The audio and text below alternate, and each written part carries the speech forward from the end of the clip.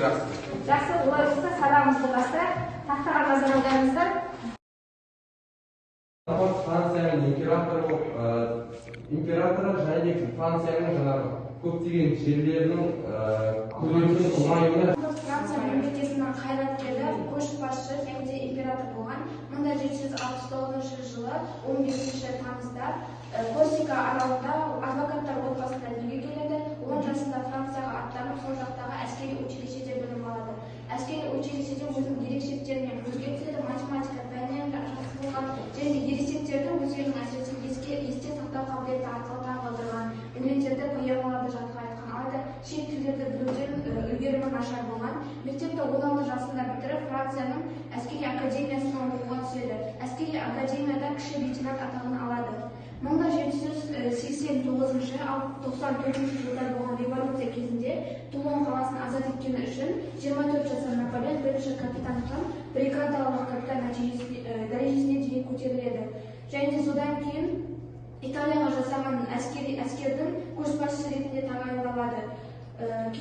Сол және де Египетке жасаған жорықтарда өзін көрнекті көшбасшы ретінде көрсетеді. 1999 жылы 9 қарашада биліктегі дағдарысты пайдаланып, мемлекет оған қарсылық шығарады. Жақсы, отырауы. Енді сонымен бүгінгі біздің тақырыбымыз қандай тақырып деп ойлайсыздар? Не үшін біздер кітаптарымыз бар? 49-шы параграф, 76-шы ретті ашамыз. Еуропа елдерінің ішінде мысалы Наполеон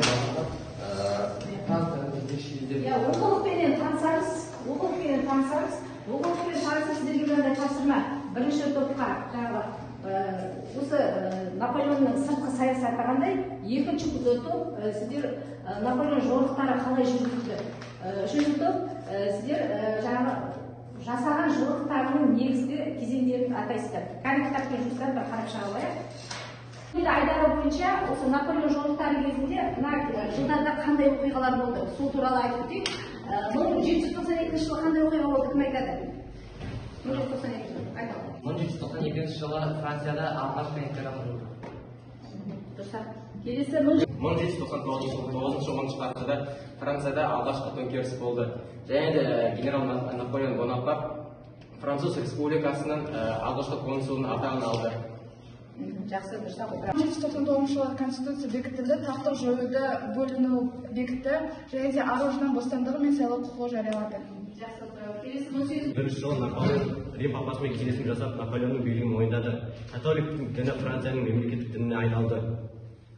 Жақсы, Жалпы халықтық дауыс беру нәтижесінде Наполеон император болды. Жақсы, отырауы. Енді тақтан жүрек, айтқан жұмыстарымыз дұрыс екен, тексеріп өтейік. Жылдар бойынша айтқандарымыз дұрыс екен. Жақсы, енді келесі. Бірінші топ әзірміз бе? Наполеонның қандай сыртқы саясаттары болса, сол сыртқы саясаты туралы қысқаша мәлімет айта алайық. Наполеон Францияны әлемдегі жетекші елдердің қатарына айналдыру мақсатында көптеген сыртқы соғыстар жүргізіп отырды. Және де ол Еуропаның көптеген бөліктерін өзінің Франция аймағына қосып алуды мақсат етті, және де көп бөлігін қосып алды. Және де сол Еуропаның елдерінің жаңағы ойымен қарағанда 1799-1815 жылдар аралығындағы Наполеон Бонапарт жүргізген соғыстары жеке дара жаңағы Францияның әлемді билеу мақсатында жүргізілгені айқындалды. Жақсы, отырауы. Басқаратын коалицияның экономикалық және саяси үстемдіктеріне талас басталды.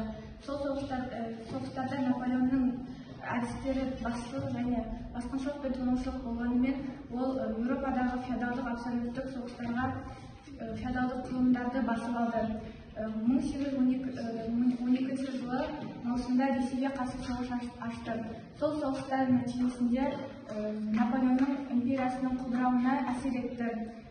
Үздіксіз соғыстар Францияның құлауына да үлкен өзінің әсерін тигізді. 1814 жылы Наполеонды тақтан құлатуға мәжбүр болды. Бірақ ол 1815 жылы наурызда Францияны қайтадан басып алды. Содан соң сол соғыстан кейін оны тақтан екінші рет бас тартуға мәжбүр етті. Француз билігі жаулап алған елдерде буржуазиялық реформалар жүргізілді. Француз әскерлері басып алған аумақтарда Наполеон кодексі енгізіліп, феодализм жойылды. Өндірісте капитализмнің дамуы цехтардың жойылуына әкеліп соқты. Алпауыт және шектеу жер иеленушілердің жерлері арзан бағаға сатылды. Оқулықтарыңызда 81-ші бетте Наполеон Бонапарттың азаматтық кодексі бар. Сол азаматтық кодекстен бүгінгі таңға сәйкес келетін қандай кодексі бар, соны табайық. Кітабымызды ашып қараймыз, кім айтады? 1428 бап бойынша неке келісімі туралы бапта жаңағы ер адам әйелінің барлық мүліктері жаңағы ер адамға тиесілі екен, және де оның ер азаматы пайдалана алатын, және де бірақ әйел адамды ер азамат барлық нәрседен қамтамасыз ету керектігі туралы айтылған. Сен осымен келісесің бе? Қазіргі таңда да ондай жағдай бар ғой, ондай баптар бар. Сен оны қолдайсың да, сол кездегі Наполеонның неке туралы жазған жағдай. Жақсы отырады. Келесі кім айтады? Қызметінде ұсынған жұмыстың істелуі барысында мерзімі кезінде келісіп қана сол адамның өзіне қандай байланысы болады, және оған қатысты барлық мәселелерді істеп жатқан адам өзі шешетін болды. Жақсы. Тапсырманы. Бұл тапсырма бойынша, бүгінгі тақырып бойынша тапсырманы ақиқат жалған екендігін анықтаймыз. Кім айтады? Бірінші тапсырманы кім оқиды? Ақиқат па жалған ба? Кім айтады? Кім айтады? Дұрыс. Бір соғысы Еуропаның феодалдық елдердің капиталистік даму жолына түсуге итермеледі. Ал сенің ойыңша ақиқат па жалған ба? Ақиқат. Дұрыс. Келесі. Екінші тапсырма. Мемлекеттерде басым бар құқық жойылды. Жалпыға бірдей мемлекеттік білім енгізілді. Ақиқат па жалған ба? Ақиқат. Ақиқат. Дұрыс. Келесі үшінші тапсырма. Олардың шеберханалары күшейді. Колония Бельгиялары Наполеонның қолдауына ие болды. Жалған. Дұрыс жауабы жалған екен. Жақсы отырады. Дұрыстап жауабы дұрыс таптыңыздар. Келесі оқыңыздар. Жаңағы оқулықта жұмыстаған мәтін бойынша міндетті түсіп қалған сөздер бар. Соны табуымыз керек. Бірінші қандай сөз? Кім айтады?